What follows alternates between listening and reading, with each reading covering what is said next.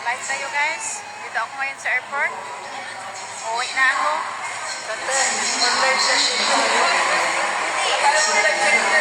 Wala. Ayan.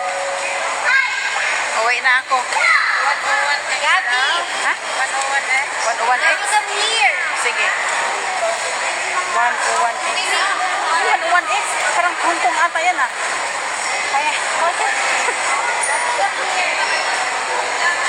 Ayan. Live tayo guys. Live. 26, sabi ko kasi sa'yo eh. Ganito to. Pero iikot yan. Hindi na. Nasa bababa pa tayo. Iikot yan. Tignan mo. Pag nagsakay tayo ng 26, mag-stop over yun doon sa ano. Babalik na naman tayo dito. Iikot. Ay, sa bababa pa tayo. Ikaw ka. Pero hindi naman yan. Sakay tayo. Pero hindi naman magbayad. Kasi yung bus ride natin. 51 pa rin. Ha? 51 pa rin kasi natin. Pwede rin 51. Pero pwede naman MP4. MP1 ba yun? Tignan natin dyan sa ano. Kasi doon na yun eh, sa atin na overpass. Pero matagal tayo. Isang oras. Isang oras yan. Mag-iikot yan. Kasi malapit ang immigration dito tayo pa. Malapit dito. Kaya yung, alam ko ang 26 na yan. Ay, paikot-ikot. Oo, kaya matagal.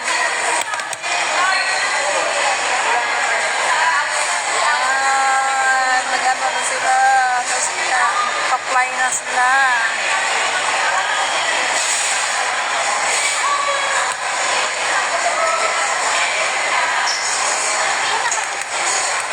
Sarap umuwi. Pagod sa biyahe.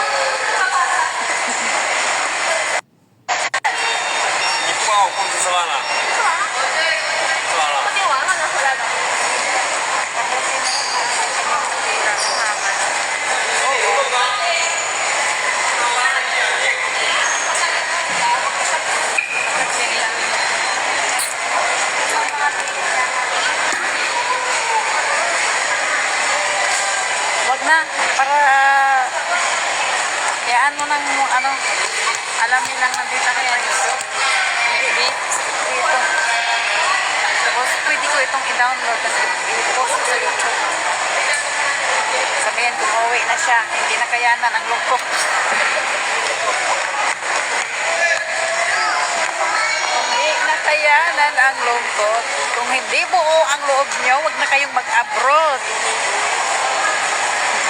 Kailangan dalhin nyo ang iyong mga puso at isip dito sa ibang bansa pag nag-abroad kayo. Huwag nyong iiwan sa Pilipinas dahil hindi kayo magtatagumpay. Tulad ko, ilang taon ako dito sa Macau. Since 2010, una kong abroad, ang edad ko ay 36. Sobrang hirap nun. Pag nakita ko yung eroplano, para akong binungusan ng malamig na tubig. Grabe. Ang ginawa ko, pumunta akong Quiapo. Doon ako sa Nazareno, nag-iyak. Kasi gusto ko nang umalis, pero mayroong mahadlang dito sa puso ko na parang hindi ko kaya. Pero sa awa ni Lord, sa help ni Lord, nalagpasan ko ang pagsubok na yon. At pagkatapos noon, nung wala na akong iluha pa, nung pag-uwi ko, gusto ko nang makaalis ng bansa. Nagtagumpay ako ng 2 years doon sa Kingdom of Saudi Arabia. Tapos, in-apply ako ng amo ko ng residente, pero natakot ako eh. Kaya hindi na ako bumalik doon. Ayan, si Ate Myrna. Shout out. Sino itong magpapa-shout out? Pero alam kong babalik yan. Nagpatanggal lang yan ng stress.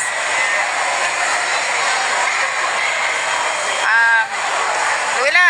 Dito na kami sa hinatid na namin siya.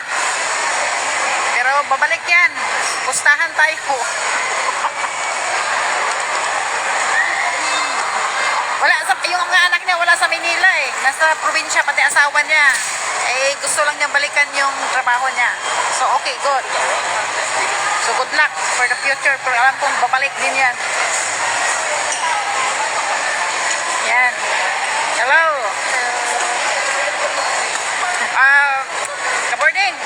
Andito na yung dalawang maganda, oh.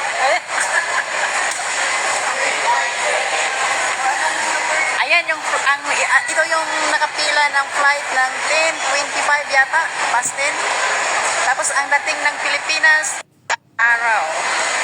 So nagkakapagod ang biyahe kaya parang ayaw ko na munang umuwi.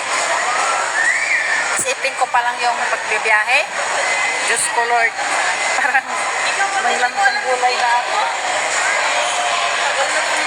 Nakakuha sa atin. Kaya at saka ang hirap ng buhay doon, Diyos ko. Kaya dito tiis-tiis na lang muna ako. Wala kang trabaho doon nga. Ang hirap ng bilihin, ang mahal ng bilihin, ang mahal ng bigas. Alam mo magkano ang kaba ng bigas sa amin? 2,600. Pareho lang. 50 kilos. 60, ay 50. 50 kilos. Pareho lang sa akin. A7. Ha? A7. Hindi pa nag-umpisa, oh. Ayan ang pila.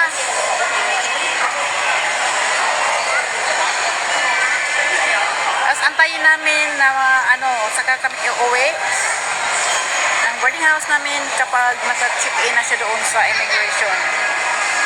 Ano pa lang ito eh. So, check pa lang ito ng baggage. Pag-check-in.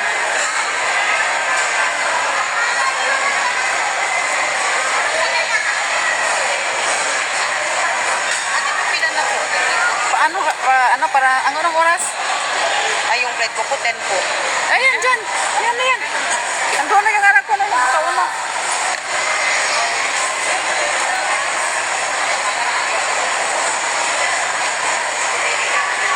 Pag hindi mo kayang mahirap ang kung mahirap ang kalooban mo, huwag ka nang mag-abroad. Kung mahina pala, mahina. Correction. Ayan, may correction ako. Kung mahina ang kalooban mo, huwag ka nang mag-abroad. Kailangan buo ang loob. Kasi kung wala ka niyan, hindi ka talaga magtatagumpay. Mag-iiyak at mag-iiyak ka sa amo kasi ang hirap ng buhay abroad talaga. Sa totoo lang. Pero yung mga magulang na may pangarap sa mga anak, tinitiis. Kailangan magtiis. Kahit gumagapang sa sahig. Totoo po yan.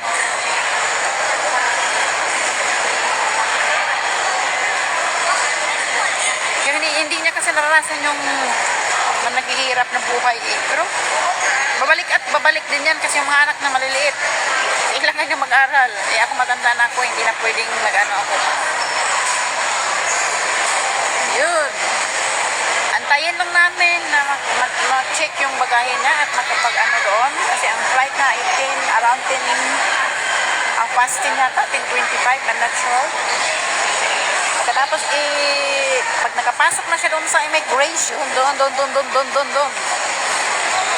Tapos, okay na lahat, doon na sa loob, saka na kami uuwi. Tagal ng pila, oh. Tagal ng pila. Sino pa itong isi-shout out ko? Tess Bundal watching. Tess! Surinder Bandera, Tess. Uwi na ako. Hindi ako pumasok ng hapon kasi ihatid ko siya. Nandito dito.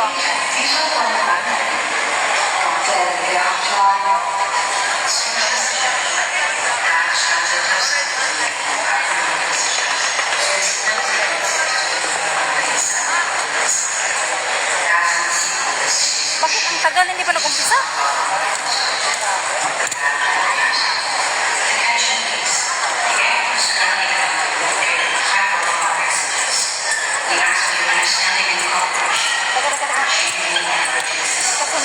Sundan ko siya. Sundan ko muna siya ha. Kasi baka kailangan ng pera. Titignan ko yung ayun.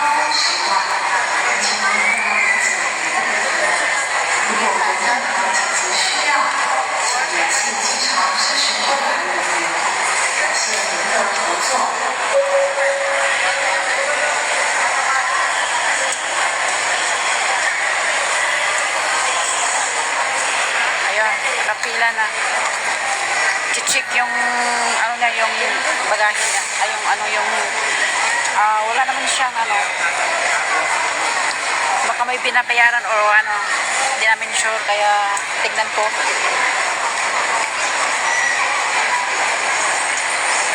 Ayan na siya. Ayan na siya. Ano? Ha? Okay na? Ha? Ano? Ansa? Immigration. Ako tapos siguro kita siguro. Ano man di? Ang bato ko na ko sa ating assignment next. Basta sa immigration na. Ka-immigration na kanina. Boarding gate na mo. Mga 9:40. Gate 13. Siya ini bag to check in. Sabi ko no. Cherry. Okay. Sa atin para na po open. 9:40? 9:40 ang boarding gate. Ay, dire-diretso na na pagka ano. Check in pa to siya diyan.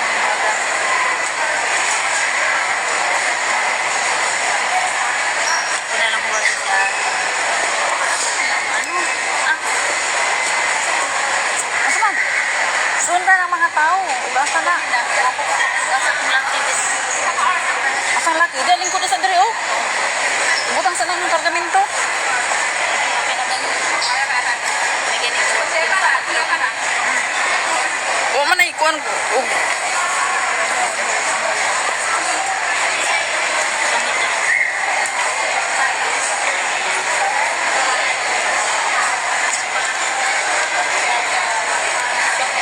Sino pa itong nanood? Dong Almer, balik sa Sara dong. Ayan dong, oh. Uli na siya. Almer is watching. Ate, bye-bye. Thank you. Yes. Samit ako ito ate.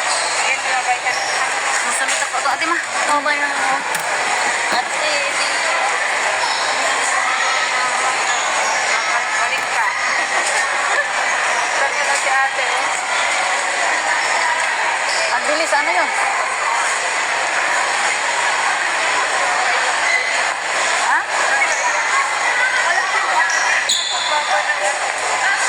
Eh, ganun din ako. Yung nag-ano nga ako, yung naalala ko, yung nagkaroon na ko, parang gusto ko umiyak, pero pinigilak ko na.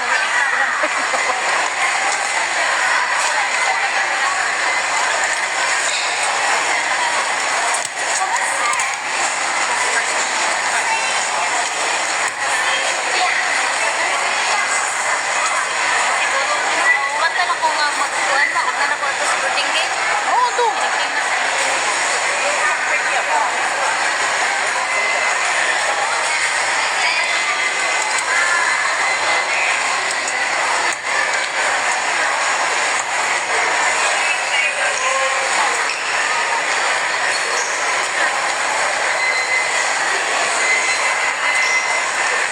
Wala na, hindi na makita.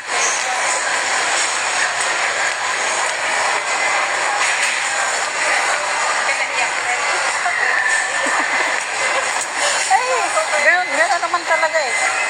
Yung mga mababago ang luha, pero wala nga patigasin. Nag-away nga kami. Nung nagsikip yung dibdib ko, kaya ginulan ko yung kamay ko sa mesa eh. Namula tuloy, nangiti pa. Nung 20 yata yun. Ay, nagalit ka sa kanya. Oo. Saan na yun? Andoon na pala siya eh. Andoon sila, andoon no?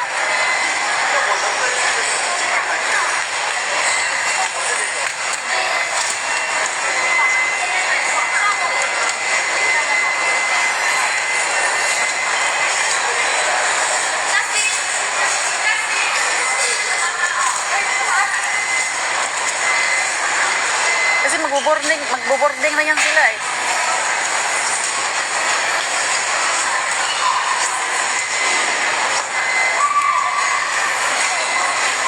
Ayun na, papasok na siya papasok na sila ng sa immigration na.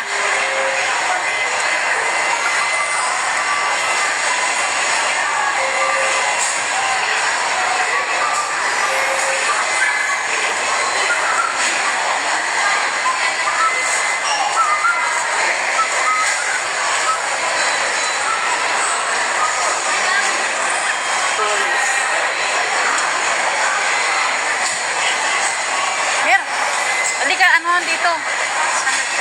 Ayan oh. Naka-ano ako eh. Naka-live pa rin. Tignan natin kung nakapasok na.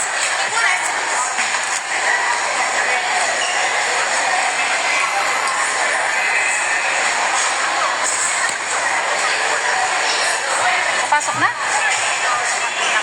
Ayun, ayun pa. Hindi pa pala. Ayun.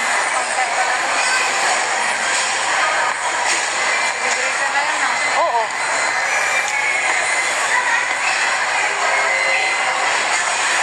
Ayun na, pumasok na. Pumasok na. Pumasok na sa loob. Oo. Siya ang nauna, yung ate, sumunod. Ayan na, uli na tayo. Kapasok na eh.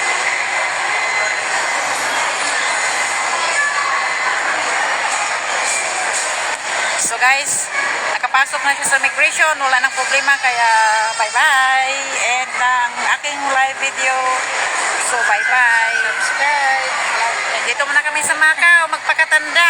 Kasi walang trabaho sa Pilipinas. Ang hirap. Mahal ang bigas. Lahat mahal. Kaya dito na muna kaming dalawa. Baba tayo dito. Yan, dito na muna kaming dalawa. Sa ano, bababa na kami.